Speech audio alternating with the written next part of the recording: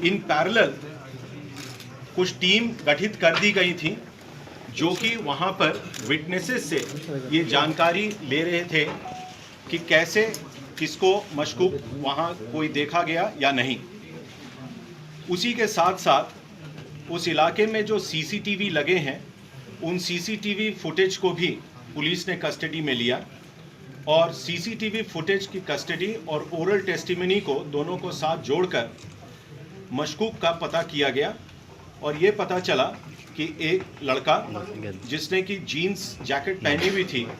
और एक red rucksack लगाया हुआ था वो वहाँ से इस वारदात को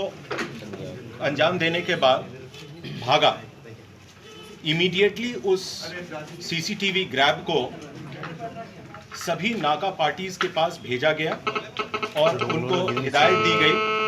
कि जितनी भी जम्मू से बाहर जाने वाली गाड़ियां हैं उसकी सख्त चेकिंग की जाए और अगर इस हुलिये का कोई बंदा मिलता है तो उसको एप्रीहेंड किया जाए।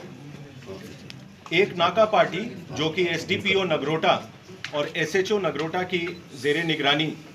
वन टोल प्लाजा नगरोटा में लगी हुई थी, उन्होंने इस लड़के को वहां पर on the basis of the DR apprehend किया और एप्रीहेंड करने के बाद हम लोगों ने उससे पूछताछ शुरू करी।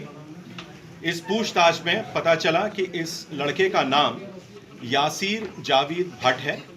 इसके बाप का नाम जावेद अहमद भट्ट है और ये खानपुरा दासेन का रहने वाला है। इसको अरहान के नाम से भी जानते हैं। इसने अपने प्रिलिमिनरी इंटेरोगेशन में अपने जुर्म को कबूल किया और इसने ये भी बताया